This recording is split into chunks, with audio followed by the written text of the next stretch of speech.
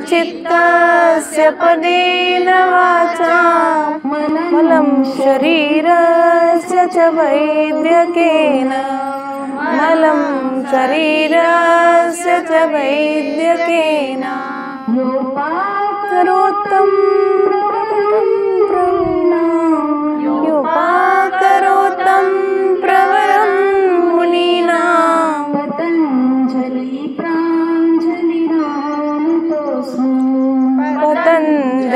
प्राणलिनानतोऽस्मि।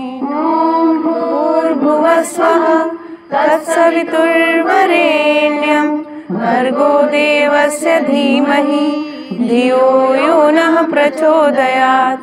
ॐ त्र्यम्बकं यजामहे सुगन्धिं पुष्टिवर्धनं उर्वारुकमिव बन्धनात् मृत्योर्मुक्षीयमामृतात्।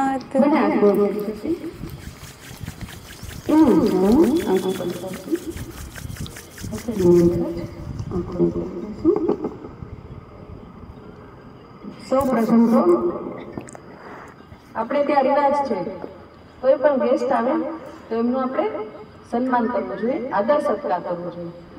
તો આપણે પ્રભાબેનને વિનંતી કરશું કે શાલિનીબેનનું પુષ્પથી સ્વાગત કરશે। પ્રભાબેન આવો।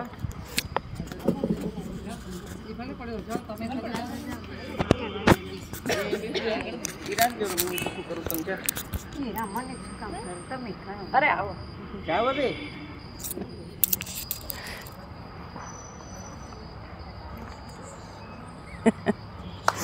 धन्यवाद। क्या बात है, बहुत बहुत धन्यवाद।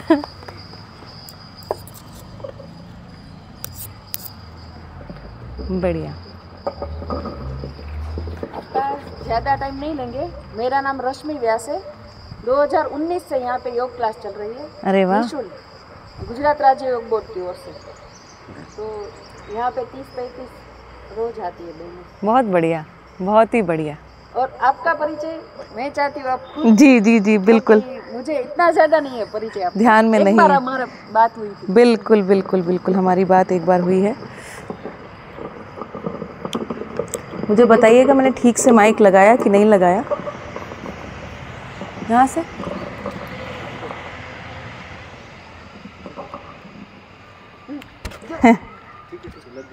लग गया।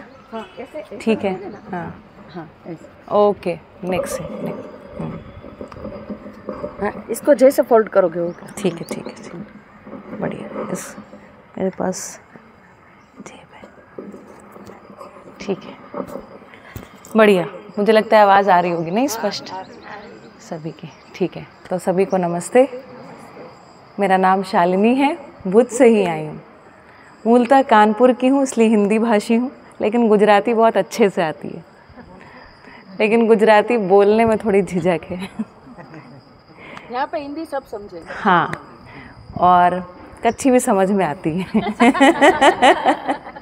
हमारे श्रीमान जी का नाम है जनक पटेल, तो स्वाभाविक रूप से परिवार से भी थोड़ा अब सीख जाते हैं ना। साथ में हमारे साथ आई हैं श्रीमती नीलम हेमांग शाह जी, मुंद्रा से हैं हमारी। आइए प्लीज़, हमारी मित्र हैं, हमारी मित्र हैं। जनक जी आप भी यहाँ पे बैठिए। वो वहाँ पर रिकॉर्डिंग भी देख रहे हैं, लेकिन आइए प्लीज़ मैं सभी का इंट्रोडक्शन करवाऊँ। तो हम तीनों मित्र, उनके श्रीमान जी श्री हेमांग शाह जी मुंद्रा में ऑप्थेल्मोलॉजिस्ट हैं, मतलब आई सर्जन हैं, आँखों के डॉक्टर हैं। और हम मित्र हैं चेतना बहन संघवी, है ना। जय अंकल हमारे काफ़ी घनिष्ठ रहे, हम सभी के घनिष्ठ रहे और मुझे बेटी जैसा मानते थे, है ना। तो चेतना आंटी भी वैसे ही। और संयोग से अभी कुकमा में, है ना, यहाँ पे सामने आप देख रहे हैं ज्योति आंटी पहले रहती थी। आप जानते हैं ज्योति आंटी को, है ना, ज्योति बहन। हम तो सभी को ऐसे ही बातचीत करते हैं ना, तो ज्योति आंटी मुँह से निकलता है। तो ज्योति आंटी जो हैं, हम कुकमा में मनोज भाई सोलंकी के फार्म पे अभी हमारा 3 दिन का शिविर कल ही ख़त्म हुआ है। जीवन विद्या करके जाते हैं, कुकमा जाते हैं। अच्छा, बहुत बढ़िया। तो कुकमा में ही ये जो विषय वस्तु आज मैं आपके सामने रखने जा रही हूँ, 2015 में कुकमा में वहीं पर ही मेरा इस विषय वस्तु से परिचय हुआ था। और संयोग ये कि नीलम बहन जो हैं इनके ससुर जी वो ही उस विषय को वहाँ लेकर के आए। वो भी आई सर्जन लेकिन अभी रिटायर्ड हैं। तो इस तरीके से जिसको कहते हैं ना, एक कहीं ना कहीं चक्र पूरा होता है और एक स्पाइरल के फॉर्म में वो चीज़ आगे बढ़ती है। तो सब आपस में कहीं ना कहीं कनेक्टेड। और जो विचारक लोग होते हैं ना, आप देखेंगे कि वो लगभग कैसे भी करके एक जगह इकट्ठे हो जाते हैं, है ना, ये वाइब्स मिलते हैं, है ना। तो मुझे ऐसा लगता है कि आप सब भी यहाँ पर जो इकट्ठे हुए हैं, किसी ना किसी विचार कुछ तो मिलता होगा ना। जैसे मान लो सबने आपने सोचा होगा कि स्वास्थ्य के अर्थ में हमको सोचना है ना, या स्वास्थ्य के अर्थ में हमको कुछ करना है। तो ऐसे करके आप सभी यहाँ पर इकट्ठे हुए हैं, है ना। साथ में और भी कुछ मोटिव रहा ही होगा, है ना। बढ़िया। तो आप लोग चाहें तो ये विराजमान हो सकते हैं या जैसे भी आप बैठे, वो पीछे से उस, ठीक है, आप वहाँ चेयर लेके बैठ जाएं। हाँ, मैं भी वो, हाँ, भाभी नीचे भी बैठ जाएंगे। हाँ ठीक है, कंफर्टेबल है, ठीक है। हाँ यस, ये तो हम बताना भूल ही गए। तो 2019 में, चलिए, तो 2019 में क्या 2018 में, अब तो मैं भूल ही गई। 2018 आपने 2015 में और मैंने शायद 2018 में, हाँ 18 में। तो 2018 में एस व्यासा करके एक जगह, आप शायद जानते होंगे, एस व्यासा बेंगलोर। बेंगलोर सबसे बढ़िया इंस्टीट्यूट माना जाता है योगा सीखने के लिए। तो मैं और भाभी दोनों ही हम लोग योगा इंस्ट्रक्टर्स भी हैं। है ना। एक लंबा समय जो है इस विषय को, इस विषय की गहनता को समझते निकला। बहुत बचपन से कहीं ना कहीं यात्रा ऐसी, जो खोज है ना, आंतरिक एक खोज, वो बहुत बचपन से थी।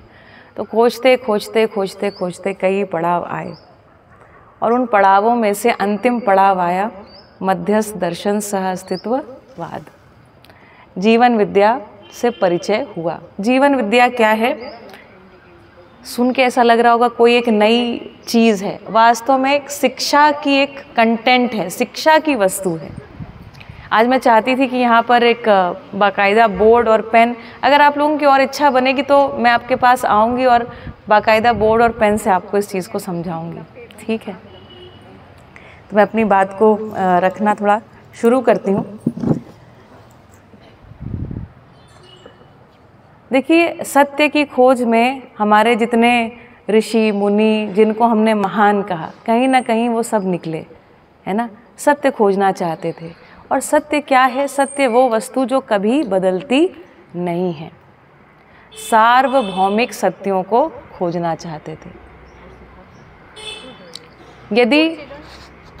यदि जो सत्य है वो बदल जाता है,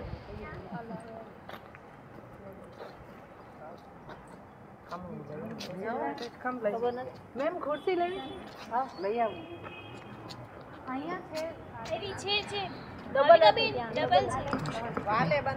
बैठे, चालू रखो, आप चालू रखो। अच्छा ठीक है जी जी बिल्कुल। कोऑर्डिनेटर है योग के, गुजरात राज्य योग बोर्ड के। बहुत बढ़िया, नमस्कार। पश्चिम कच्छ के कोऑर्डिनेटर है संतराम जी, संतराम आचार्य। अरे वाह, ये शालिनी जी है, जीवन विद्या। हाँ बिल्कुल बिल्कुल,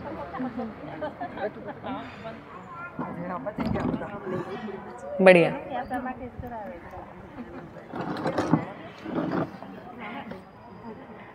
ठीक, तो अपनी बात को कंटिन्यू करते हैं, है ना। तो यदि सत्य की खोज में निकले, हम ऐसी बात कर रहे थे, है ना। और ये कहीं ना कहीं प्यास हर जनमानस की है ना, हर एक की है। हम सत्य को जानना चाहते हैं, हर कोई जानना चाहता है। कैसे पता है कि हर कोई जानना चाहता है? या फिर कोई विरले महान होते हैं? क्या लगता है आपको, कोई विरले महान होते हैं या हर एक में वो स्फुरना रहती है? हर एक में रहती है ना। ये तो बात सही है, लेकिन टीचर तो ये देख पाती है, बाकी सबका क्या कहना है। ये तो सही बात है। मैंने टीचिंग किया कई साल, कॉलेज में पढ़ाया, मतलब मैंने 3 साल से लेकर के 75 साल तक के लोगों को पढ़ाया। 3 साल से 75 साल, लंबा एक काफ़ी वाइड रेंज है अपने आप में। क्या लगता है आपको, आप सभी को क्या लगता है, सब में सत्य की खोज होती है? सब में सत्य की खोज? जितने लोगों को लगता है कि हम में भी उस सत्य की खोज है, वो जरा हाथ उठाएं। यस, हाथ उठाइए, नहीं संकोच। आपको ऐसा लगा कि कैसे, है ना। देखो, अगर हमें यही विश्वास नहीं है कि हम सत्य को पा सकते हैं तो फिर खोजने क्यों निकलेंगे? जिन खोजा तिन पाइयाँ, जिन नहीं खोजा तिन नहीं पाइयाँ है ना। जिन्होंने खोजा उन्होंने पाया, जिन खोजा तिन पाइयाँ, है ना। क्या पूरी कहावत क्या है? जिन खोजा तिन पाइयाँ, गहरे पानी पैठ, मैं बोरी बूढ़न डरी रही किनारे बैठ। जिन खोजा तिन पाइयाँ, है ना। तो जिन्होंने खोजा उन्होंने पाया, है ना। और अगर मैं किनारे ही खड़ी रहूंगी, ये डरती रहूंगी कि जरा सा पैर डालूंगी तो गीला हो जाएगा, तो फिर कैसा लगेगा? पता नहीं। डरेंगे तो फिर पाएंगे नहीं, है ना। तो कम से कम ये एक मन है ना, मन को खुला करना, मन को खुला करना आवश्यक है। ठीक है। देखिए, छोटा सा एक बच्चा वहाँ पे बैठा हुआ है। ये बेटा जी का क्या नाम है? हैं? विकास? मितास? मितांश। वाह, बहुत बढ़िया। मितांश नाम है। कितने साल के हैं? 2.5 साल, 3 साल? 2.5 साल। बोलना सीख गया है, प्रश्न पूछता है, थोड़ा थोड़ा प्रश्न पूछता है। इस दुनिया का हर एक बच्चा प्रश्न पूछता है ना। प्रश्न पूछना हम किसी बच्चे को सिखाते नहीं हैं। हर बच्चा प्रश्नों को इस अपेक्षा में पूछता है कि उत्तर मिलेंगे। हर बच्चा।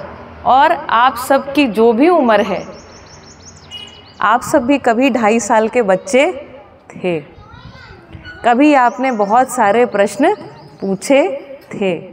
कुछ के उत्तर मिले थे जिनसे आप तृप्त हुए थे, कुछ के उत्तर मिले जिनसे तृप्त नहीं हुए। लेकिन कुछ चीज़ों को हमने कैसे भी मान लिया, है ना। ये जो मानना है ना, आदमी को कुंठित कर देता है।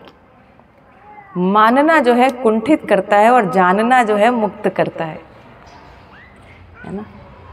ये ठीक बात है ना। हम मान लेते हैं बहुत सारी बातें, बहुत सारी आइडेंटिटी ओढ़ लेते हैं, उससे कुंठित हो जाते हैं। फिर उन कुंठाओं को लेकर के झगड़ते रहते हैं, क्योंकि अपनी आइडेंटिटी को किसी तरीके से हमने बना लिया है, मान लिया है। और ये जो मान्यताएं हैं, यदि हम इसका अध्ययन करें, अब देखिए, मैं हूँ एक स्टूडेंट, कहने को टीचर हूँ, रिसर्चर हूँ, लेकिन मैं अपने आप की आइडेंटिटी इतना ही मानती हूँ कि मैं एक स्टूडेंट हूँ, मैं एक शोधार्थी हूँ। और शोधार्थी हूँ निरंतर सुखपूर्वक जीने की, निरंतर उत्सव पूर्वक जीने की। इस सुख की खोज में, इस सत्य की खोज में मैं निकली और मैंने जो पाया और पाने के बाद उसको खंगाल के देखा। कितने साल? तो 10 साल। मैंने इस चीज़ को 10 साल खंगाला और खंगालने के बाद मुझे लगा इस बात में दम है। तो मुझे लगा कि फिर ऐसा कैसे हो सकता है कि आदमी को कुछ मिल जाए और वो बांटे ना। तो मुझे लगा इसको बांटना ज़रूरी है। फिर मुझे ऐसे हमारे वरिष्ठ लोग, जैसे मैंने कहा चेतना बहन, ज्योति बहन, मनोज भाई सोलंकी, छोटा लाल शाह जी और हमारे और भी लोग, जिनको लगा कि कुछ पाया, तो उन्हें लगा हम आपके साथ सहयोग करेंगे, आप जैसे लोग, है ना, और फिर आप जैसे लोग जो उसको सुनने के लिए भी तैयार हैं। तो लगा बांटा जाए, तो बांटने में आ गई आपके साथ। बात करते हैं समस्त मानवों की इस धरती पर। मैं अब इसके बाद जितनी भी बातें बोलने वाली हूँ, इस दुनिया के सार्वभौमिक सत्यों के बारे में बोलने वाली हूँ। सार्वभौमिक सत्य का मतलब है हर मानव में ऐसा है। जीवन विद्या क्या है? सार्वभौमिक सत्यों का अध्ययन। हम में तुम में क्या चीज़ अलग अलग है, इसका अध्ययन नहीं। क्यों? क्योंकि हम में और तुम में जो अलग अलग है वो शरीर मूलक अलग अलग है। आपका पेट 2 रोटी से भरेगा, मेरा 3 रोटी से भरेगा। अभी उम्र है, थोड़ा खा सकती हूँ, 3 रोटी खाती हूँ, ठीक है। तो समस्त वैविध्यताएं, समस्त प्रकार की जो यूनिकनेस जिसको हम बोलते हैं ना, दैट एवरीबडी इज यूनिक, इस दर्शन के प्रणेता श्री ए नागराज जी कह रहे हैं, we are not unique, we are all one, we are the same. Uniqueness कहाँ से आती है हमारे अंदर? Because of our body. Because of our body. जब मैं बहुत छोटी थी मेरी दादी कहती है कि हमारे ज़माने में ना जो बेर मिलते थे उसके स्वाद एकदम अलग होते थे, एकदम अलग। अभी हमारे पिताजी बूढ़े हो गए, वो कहते हैं हमारे ज़माने के बेर एकदम अलग मिलते थे, है ना। अभी मैं अपने आप को ही पाती हूँ कभी कभी छोटे बच्चों के सामने बोलता हुआ कि हमारे ज़माने में ये चीज़ बड़ी अच्छी मिलती है, और मुझे जब मैं बोलती हूँ मुझे हंसी आ जाती है बोलते हुए। विज्ञान, सामान्य विज्ञान ये कहता है जैसे जैसे आपकी उम्र बड़ी होती है ना, आपकी जो स्वाद की कोशिकाएं होती हैं ना आपकी जीभ में, वो धीरे धीरे उनका क्षरण होता जाता है। आप में स्वाद को ग्रहण करने की उतनी क्षमता नहीं रह जाती आपकी जीभ में ही, है ना। हालांकि एक दूसरा फैक्ट भी है कि अभी जो इस समय मिट्टी, हवा, पानी ये सब भी है, उसमें भी तो क्षरण तो हुआ है, वो भी एक दूसरी बात है, ठीक है। तो शरीर में, शरीर मूलक हम जितना भी अध्ययन करेंगे, शरीर मूलक हम जितना भी सोचेंगे, मुझे ये पसंद है, तुम्हें ये पसंद है, यहाँ पर विविधता बनी ही रहेगी। लेकिन हम सब शरीर तो है नहीं, या शरीर, अभी शरीर है नहीं इन द सेंस शरीर और चैतन्य का एक संयुक्त साकार रूप है। अगर शरीर और चैतन्य अलग अलग हो जाएं तो हम कहेंगे ये डेड बॉडी है, अलग हो जाए तो कहेंगे शालिनी बहन की डेड बॉडी, फिर शालिनी बहन नहीं। असल में चैतन्य का ही स्वागत हुआ है, बॉडी का स्वागत नहीं किया ना आपने। अगर यहाँ बॉडी पड़ी तो कहेंगे शालिनी बहन की बॉडी है, शालिनी बहन चले गए, ऐसे ही कहते हैं।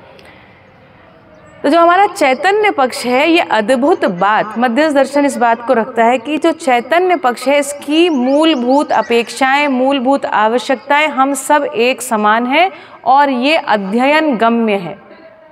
इसका अध्ययन हो सकता है ठीक उसी प्रकार जैसा विज्ञान में आप अध्ययन करते हैं।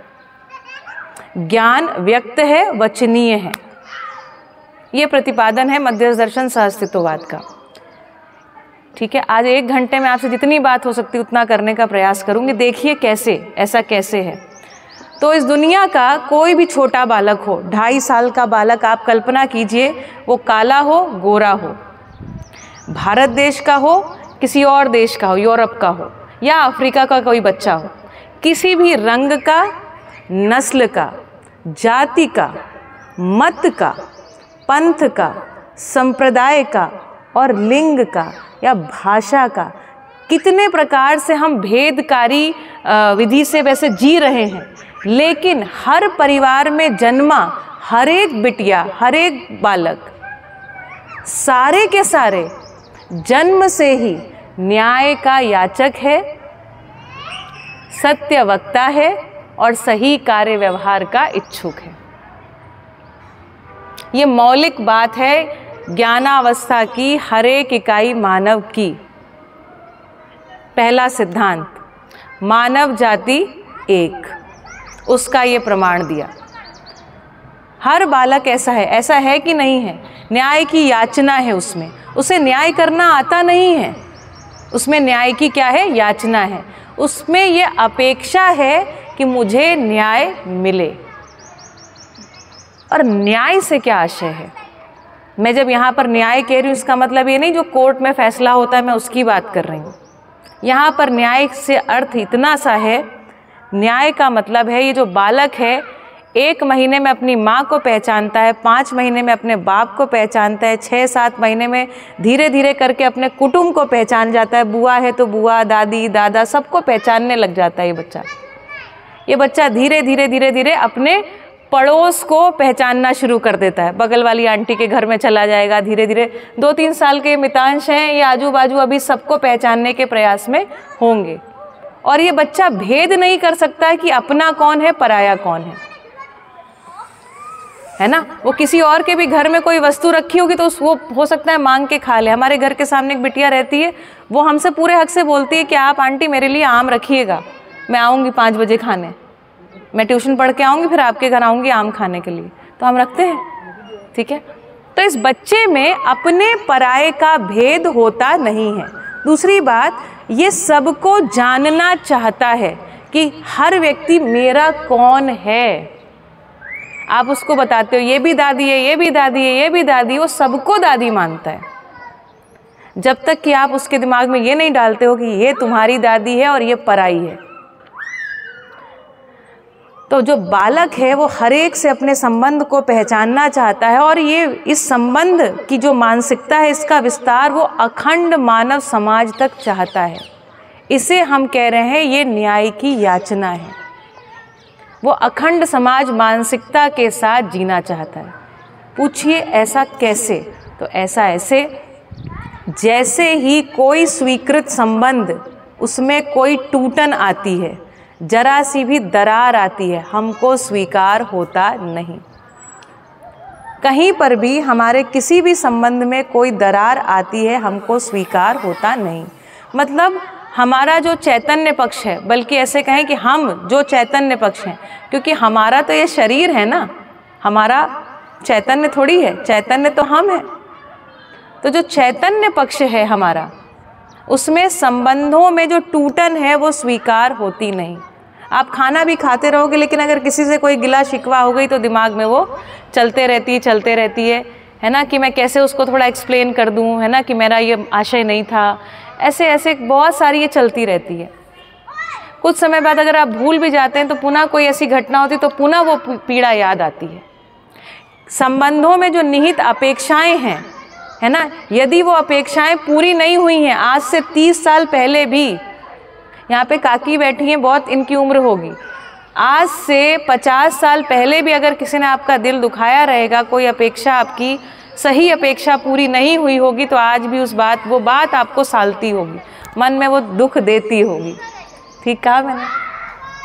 तो मतलब जो हमारा चैतन्य पक्ष है वो संबंधों को पहचानने की उसमें एक मूलभूत ताकत है, मूलभूत इच्छा है, मूलभूत आवश्यकता है। तो इन संबंधों को कैसे हम पहचानें, इसका विज्ञान है मध्यस्थ दर्शन सहअस्तित्ववाद, और इसकी जो शिक्षा है उसका नाम है जीवन विद्या। ठीक है, तो हम इस तरीके से कुछ 12 पुस्तकें हैं उनका पठन करते हैं और इस संबंधों के विज्ञान को समझते हैं, समझाते हैं। क्यों समझते समझाते हैं, ये आवश्यकता हमें क्यों आन पड़ी? हमें इसलिए आन पड़ी क्योंकि अगर आप सुखी नहीं हैं तो आपके घर का दुख किसी ना किसी दिन हमारे घर भी पहुंच ही आएगा। सीधी सी बात है।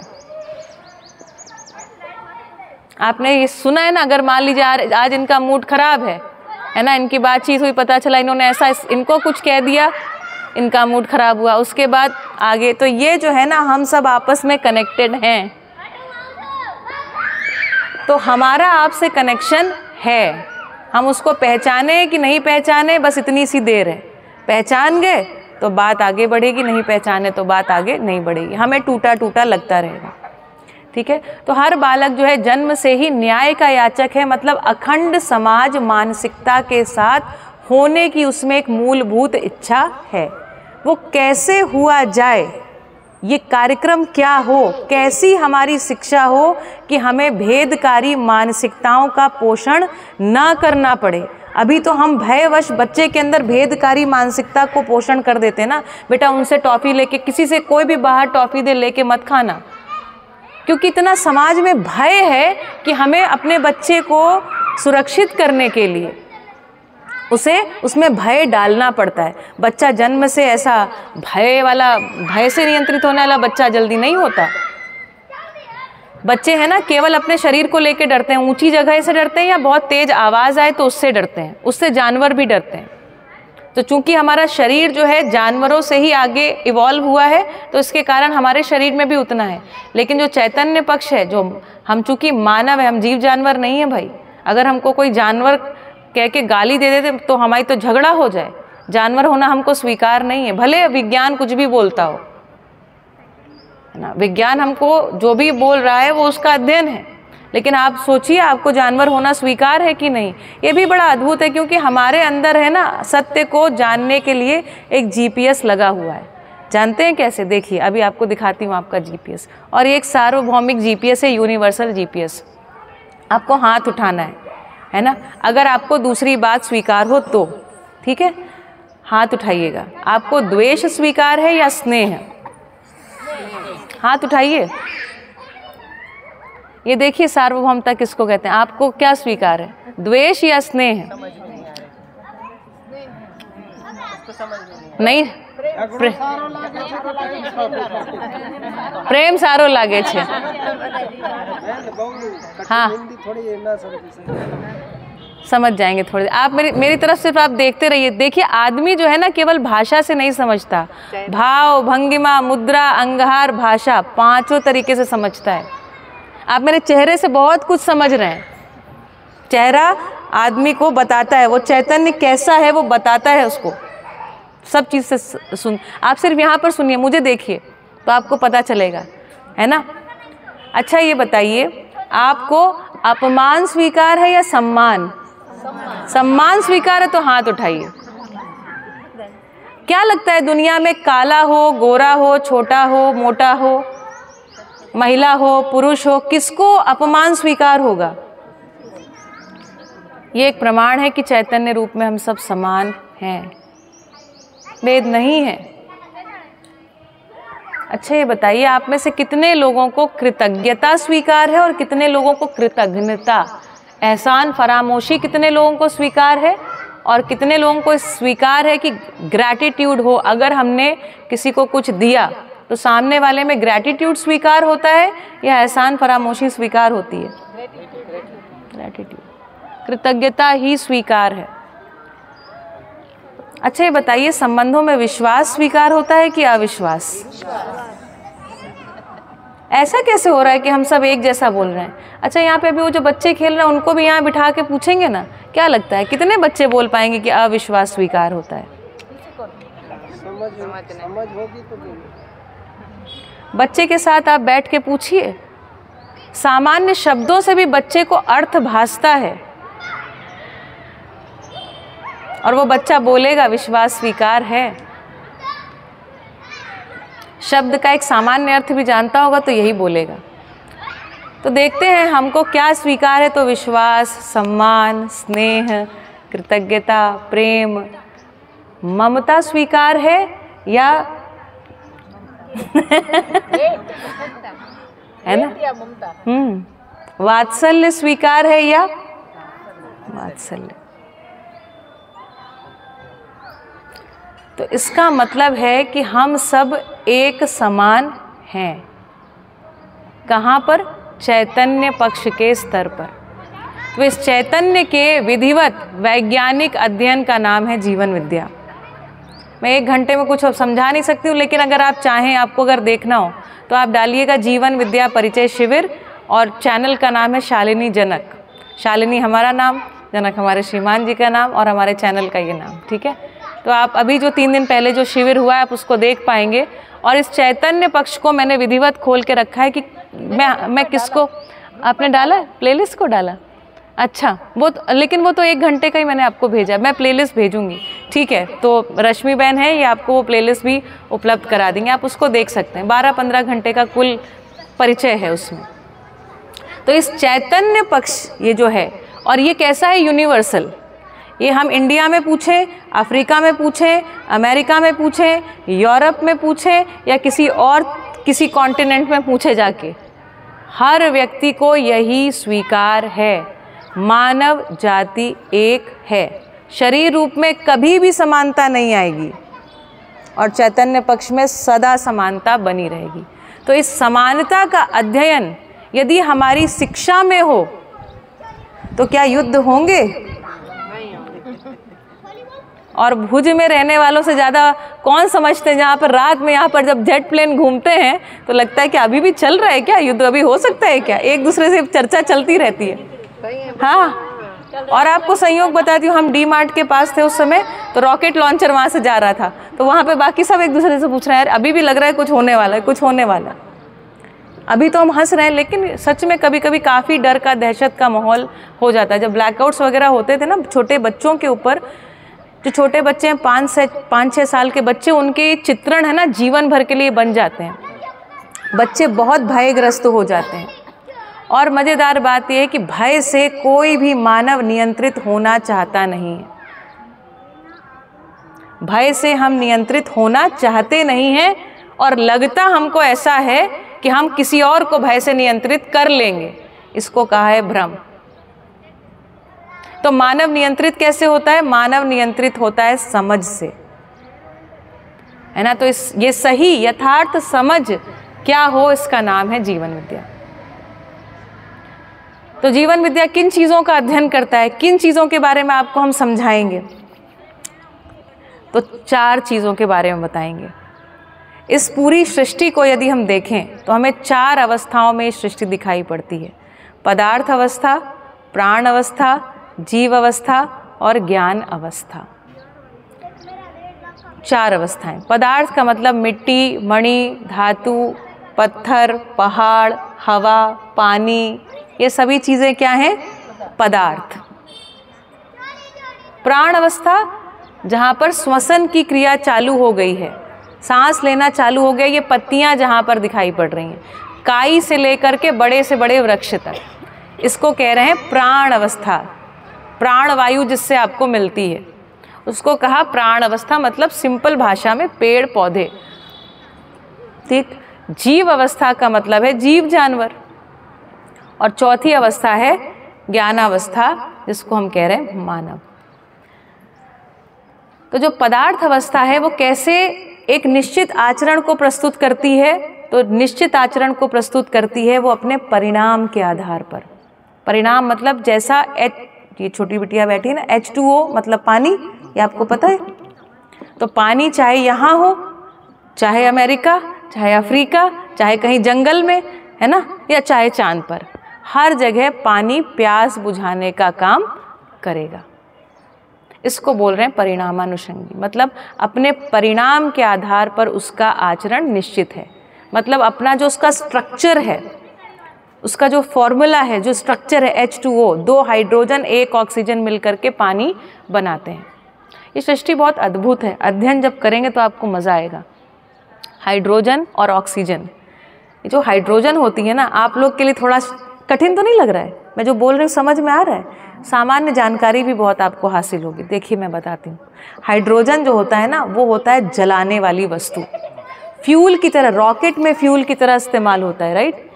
तो रॉकेट में हम फ्यूल जो डालते हैं ना, ईंधन जो डालते हैं जिससे रॉकेट उड़ करके जाता है दूसरे ग्रह तक, उसमें ईंधन का काम करता है वो, मतलब बहुत ज़्यादा ज्वलनशील है, जलता है बहुत अच्छे से। और ऑक्सीजन क्या होती है? जलाने में सहायक। अगर ऑक्सीजन या हवा ना मिले तो फिर क्या होगा? दिया बुझ जाएगा, जल नहीं सकता कोई पदार्थ बिना ऑक्सीजन के। लेकिन अस्तित्व इतना अद्भुत है कि हाइड्रोजन और ऑक्सीजन आपस में साथ में आते हैं तो मिलता है, बनता है पानी। और पानी क्या काम करता है? आग को बुझाने का। यह है अस्तित्व, इसका अध्ययन है। अस्तित्व कितना खूबसूरत है, इसका अध्ययन है जीवन विद्या। ये शिक्षा बालकों को ऐसे दें कि ना दें? वैसे H2 और O2 मिल करके कैसे पानी बनाते हैं, ये रटना बड़ा कठिन होता है। लेकिन अस्तित्व का दर्शन यदि इस तरीके से कराया जाए, इस अस्तित्व में सबसे कोई और थोड़ी बड़ी बिटिया नहीं बैठी। आप में से कितने लोगों ने साइंस पढ़ा है? 9, 10, 11, 12 में पढ़ा है किसी ने? नहीं, कोई बात नहीं। उससे सिर्फ इतना आशय था कि मैं और क्या जानकारी यहाँ पर शेयर कर सकती हूँ, कोई बात नहीं, उसमें कोई दिक्कत की बात नहीं है ना। तो यदि हम बच्चों को ऐसे विज्ञान पढ़ाएं तो कितना बढ़िया हो, है ना। तो हाइड्रोजन जो होता है, चलिए मैं थोड़ा विज्ञान पढ़ा लेती हूँ साथ में, ठीक है। तो हाइड्रोजन जो होता है ना, सबसे छोटा परमाणु होता है, सबसे छोटा परमाणु। ये जो हमारा सारा पदार्थ है ना, ये बहुत छोटे छोटे परमाणुओं से मिलकर के बना है। और परमाणु जो है, परमाणु अंशों से मिलकर के बने, जिन अंशों को उसके बाद फिर तोड़ा नहीं जा सकता, ऐसा विज्ञान कहता है, ऐसा अनुमान है, ठीक। तो सबसे छोटा जो परमाणु है हाइड्रोजन, और उसके बाद ऑक्सीजन। जब ये आपस में मिले तो क्या बन गया? पानी। और पानी जो है ना, आपने सुना है जल ही जीवन है। यदि जल ना हो तो ये पूरी सृष्टि आपको जैसी है वैसी दिखाई नहीं पड़ेगी। समुद्र, इस धरती का 70% भाग समुद्र है, पानी। और हमारे शरीर का भी 70% भाग पानी है। आपको ये जान के हैरानी होगी, जो गर्भ जब रहता है एक माता को, तो जो उसका वूम्ब होता है, मतलब गर्भाशय जो होता है, उसके अंदर जो पानी होता है ना, जिस पानी में बच्चा घूमता रहता है, उस पानी को और समुद्र के पानी को जांच के देखा गया तो सेम सांद्रता, मतलब समुद्र का पानी और गर्भ के जो पानी होता है उसमें आप अंतर नहीं बता सकते हैं। डिटो 99.99%। आप इसको गूगल करके देखिएगा। इसका मतलब ये हुआ कि उस समुद्र में जो मिनरल्स हैं या जो खनिज तत्व जो घुले हुए हैं उनका जो अनुपात है वो उतना सटीक अनुपात है कि एक ज्ञानावस्था की रचना इस धरती पर प्रकट हो। आपके प्रकट होने के लिए ये पूरा अस्तित्व जो है ना, ये पूरी कायनात श्रम पूर्वक प्रकट हुई है। क्या बात है भाई। तो आप बहुत संकोच कर रहे थे ना हाथ उठाने में। यदि ये सार्वभौमिक सत्य आपको पता नहीं चला, बात बनेगी नहीं, क्योंकि पूरी कायनात ने मेहनत करी है, मतलब उसके श्रम को सफल करना है। तो बच्चा जो है वो न्याय का याचक है, सही कार्य व्यवहार का इच्छुक है और सत्य वक्ता है। बच्चा है ना, वो झूठ बोलना नहीं जानता। वो किसी भी घटना को जैसा देखता है वैसा ही बताता है। बच्चा झूठ नहीं बोलता जब तक कि किसी को झूठ बोलते देख ना ले, क्योंकि जब वो किसी को देखता है कि वो झूठ बोलता है और वो उससे अपने से किसी को बड़ा मानता है तो सोचता है कि मुझे इन्हीं का क्या करना है, अनुसरण करना है। तो किसी को झूठ बोलते देखता है तो सोचता है कि ये तो सही कर रहे होंगे, तो फिर वो भी इसको सही मान करके करना शुरू कर देता है। बच्चा बाय डिफॉल्ट झूठ नहीं बोलता। और ये अपने आप में एक सिंपल से एक सामान्य जो हमारा ज्ञान है या जैसा हमारी सोच है उसको डिफाई करता है। डिफाई मतलब उससे इनकार करता है। जैसे कोई भी व्यक्ति कितने भी पाप वाप करके मरा हो, कितना भी झूठा मरा हो, लेकिन हर बालक सत्यवक्ता ही होता है। ये प्रकृति का सिद्धांत है कि कोई भी गड़बड़ चीज को वो आगे जाने देती नहीं है। सारा मोल्ड टूट करके नया साँचा वापस बच्चा जो है जानते हैं सत्यवक्ता क्यों है, इसका प्रयोजन बताते हैं मध्यस्थ दर्शन में, ताकि आपको सत्य बोध हो सके। ये पूंजी है हर व्यक्ति की, हम में ये पूंजी रखी हुई है ताकि हम सत्य तक पहुंच सकें, सत्य का शोध कर सकें। तो ये सत्य का शोध कैसे हो, अध्ययन विधि से कैसे हो, इसका नाम है जीवन विद्या। तीसरी बात, जो बालक है सही कार्य व्यवहार का इच्छुक है। कार्य होता है प्रकृति के साथ और व्यवहार होता है मानव मानव की परस्परता में। मतलब हम आपस में जो कुछ करते हैं वो क्या है, व्यवहार। और जो धरती के साथ, पेड़ के साथ, जानवर के साथ करते हैं उसको कह रहे हैं कार्य। तो हम आपस में जो करते हैं ना उसका सबसे बड़ा भाग होता है हम आपस में बातचीत क्या करते हैं। और ये जो बातचीत है ना, इसी के बीच में कहीं किसी का दिल दुखा देते हैं। और ये जो दिल दुखाना है, जानते हैं क्या, मूलभूत रूप से यदि इसको बिल्कुल है ना नटशेल में अगर देखेंगे तो वो ये है कि मैं तुमसे भिन्न हूँ या मैं तुमसे श्रेष्ठ हूँ। यदि मेरी बातचीत में कहीं ये बात आ गई तो आपका दिल दुख जाता है। अगर मैं गलत कह रही हूँ तो बताइएगा। तो ये जो हम सब में जो ये भेदकारी मानसिकता बैठ गई है या बिठाई गई है, किसी भी विधि से हमारे अंदर आ गई है, चाहे हमारे परिवार के माध्यम से, हमारे शिक्षा संस्कार के माध्यम से, सोशल मीडिया के माध्यम से, व्यापारियों के माध्यम से। व्यापारी अपना प्रोडक्ट बेचने के लिए बहुत कुछ बेच देते हैं, बहुत सारी चीज़ें दिमाग में बिठा देते हैं। छोटे बच्चों को आप देखिए, एक बिस्किट आता है, ओरियो बिस्किट होता है। ओरियो आपने देखा है? वो बिस्किट एकदम काला काला बिस्किट होता है, उसके अंदर चॉकलेट भी एकदम काली होती है। बच्चों को वैसे स्वाभाविक रूप से कड़वी चीज़ें पसंद नहीं आती हैं, लेकिन उसका ऐड इतना बढ़िया आता है ना, ट्विस्ट करो, डंक करो, फिर खाओ। अगर आपने देखा हो ऐड, है ना, हमने बहुत साल पहले देखा था।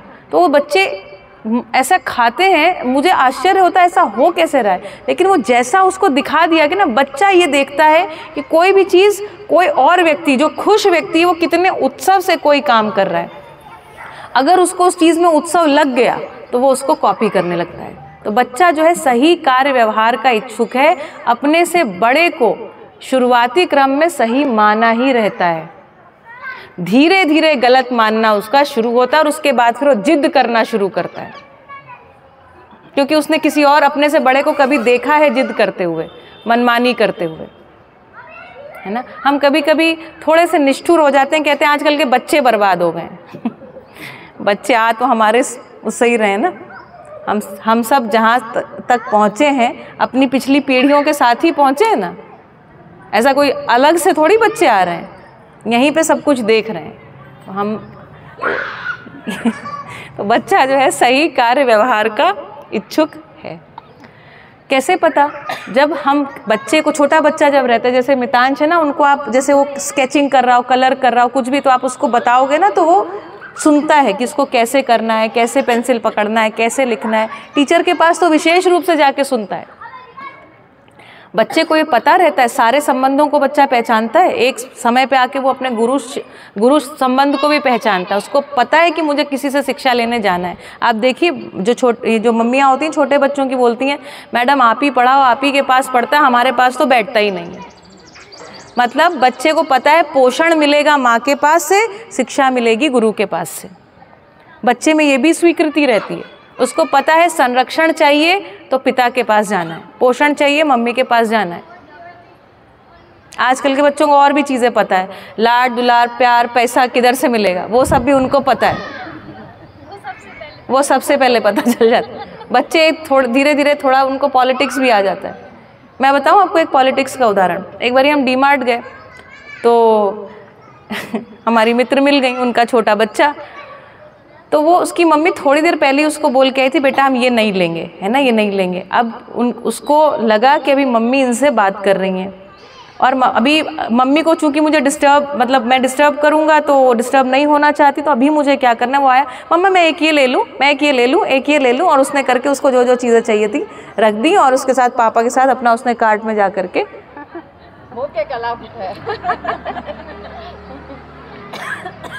ये सब बच्चे अपने आप से सीख के नहीं आते हैं, ये सब कहीं ना कहीं से धीरे धीरे धीरे धीरे, है ना। माएँ भी तो करती ना कुछ ऐसा पिला के और कड़वी दवाई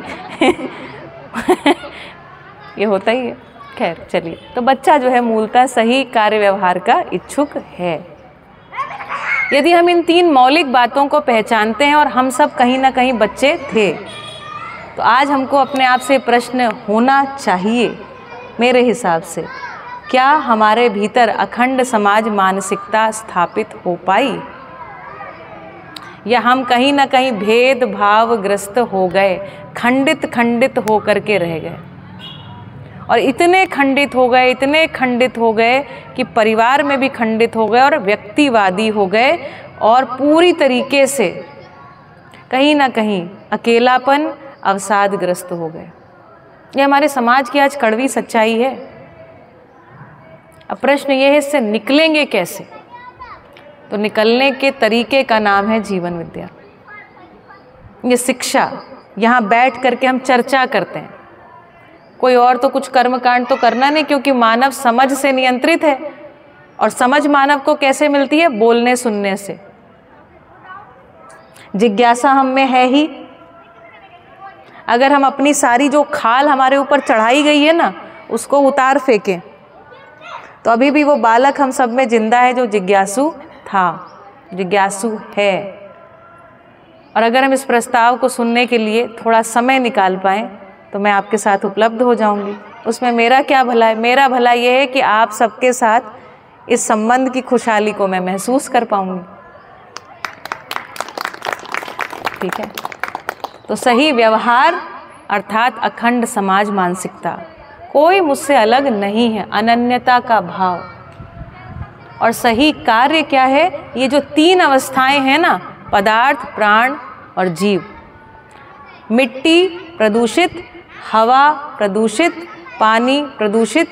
अच्छा, ये सब प्रदूषित होगा तो हम स्वास्थ्य पा जाएंगे क्या? अगर हवा प्रदूषित है और लंबे लंबे श्वास प्राणायाम करके जहरी भरेंगे फेफड़े में, ठीक है। और यदि हवा स्वस्थ बढ़िया है, हवा बढ़िया है, तो काम चलेगा।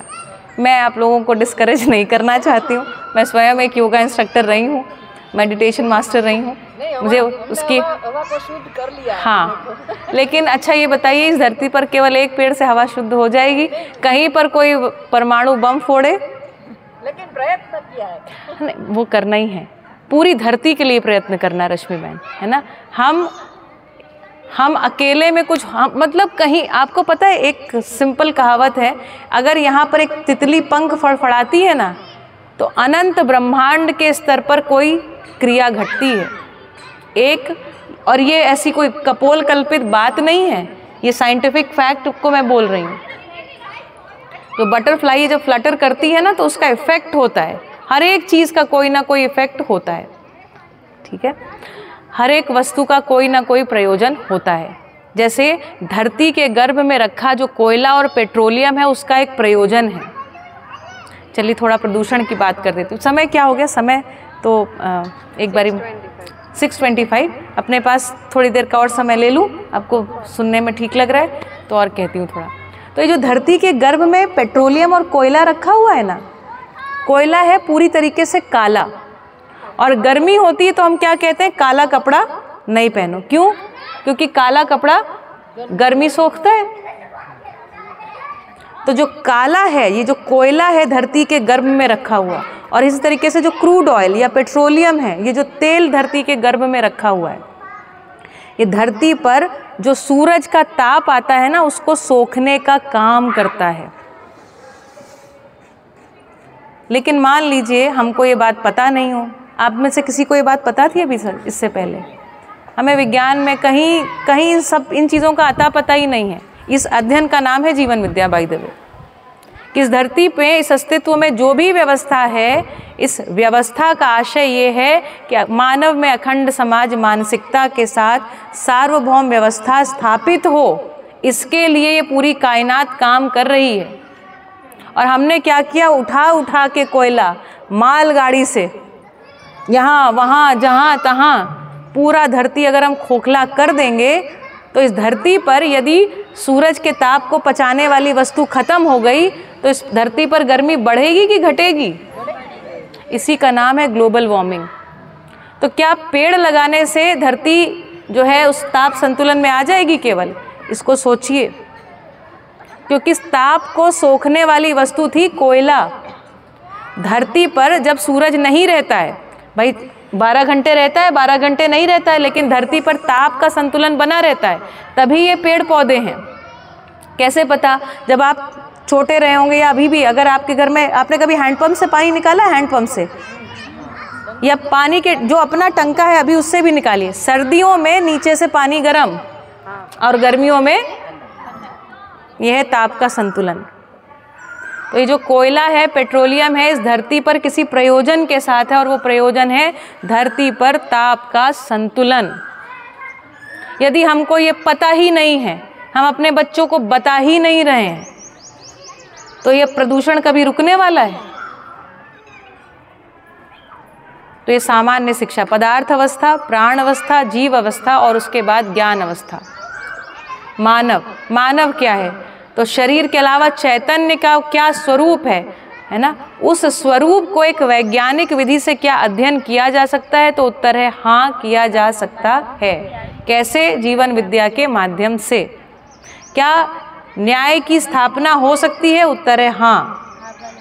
क्या तीनों अवस्थाएं, पदार्थ, प्राण और जीव अवस्था संतुलित हो सकती हैं? उत्तर है हाँ।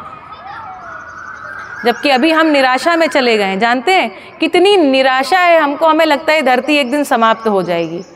धरती अपने आप समाप्त हो रही है क्या? धरती पर समाप्त होने का डिजाइन नहीं है। यदि इस अस्तित्व को देखते हैं ना, तो जानते हैं क्या पता चलता है?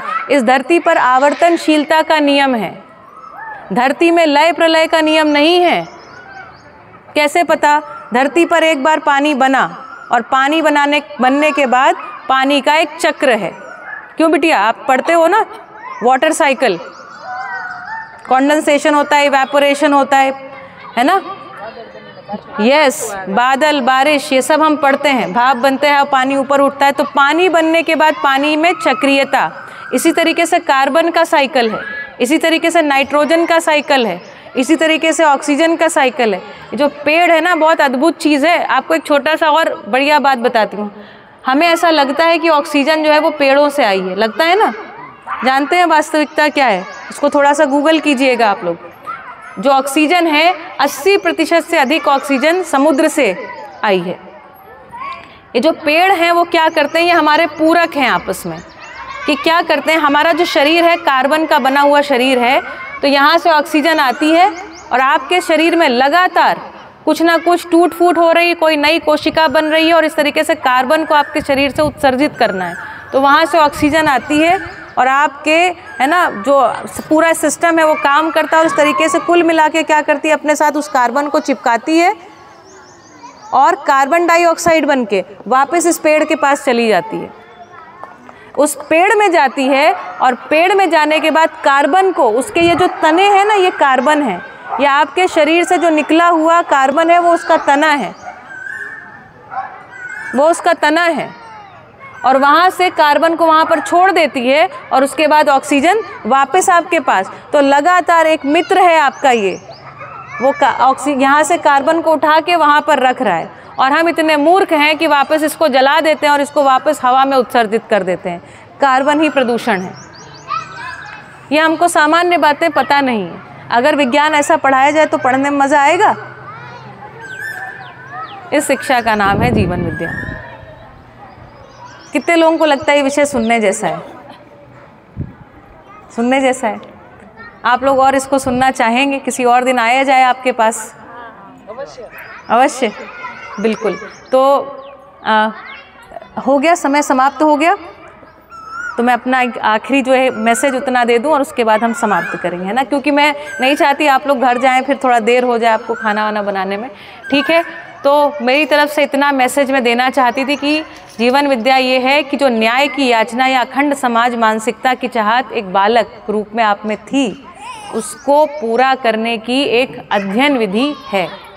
सही कार्य व्यवहार मतलब हम प्रकृति के साथ कैसा जिए कि ये प्रकृति संतुलन में हो जाए, कि धरती स्वर्ग जैसी लगे, और हमारी मानसिकता कैसी हो जाए कि आदमी देवता जैसा लगे। इसका नाम है जीवन विद्या। ठीक है, तो इसके लिए मैं आपको जो भी हमारे रिकॉर्डेड शिविर हैं उसको मैं भेजूंगी। आप में से जिसको लगे कि इसको सुनना है, और मुझे लगता है आप सबको एक बार सुनना ज़रूर चाहिए, है ना। और ये पूरी तरीके से निःशुल्क है। निःशुल्क क्या, हमारे जैसे लोग जिनको कुछ मिल गया है वो बांटने चल पड़े। क्यों? क्योंकि आप सब हमारे अपने हैं। आपने हमें इतनी देर ध्यान से सुना, उसके लिए बहुत बहुत धन्यवाद। बहुत बहुत धन्यवाद रश्मि बहन। चलिए, हमारे साथ जो सहयोगी बंधु हैं उनका भी बहुत बहुत धन्यवाद। नमस्कार। पूरी तरीके से तार्किक है, व्यावहारिक है, वैज्ञानिक है, हमारे आपके जीवन से जुड़ने वाली है। परिवार में व्यवस्था कैसे हो, परिवार कैसे एकजुट हो जाए, हमारा दिल जुड़ेगा ना। परिवार जिस दिन जुड़ गया ना हमारा, तो सारा heart will heal, our hearts will heal, है ना। ये कार्यक्रम है ना। तो आप ऐसा कर सकते हैं, नीलम बहन को अगर आप ग्रुप में जोड़ दें तो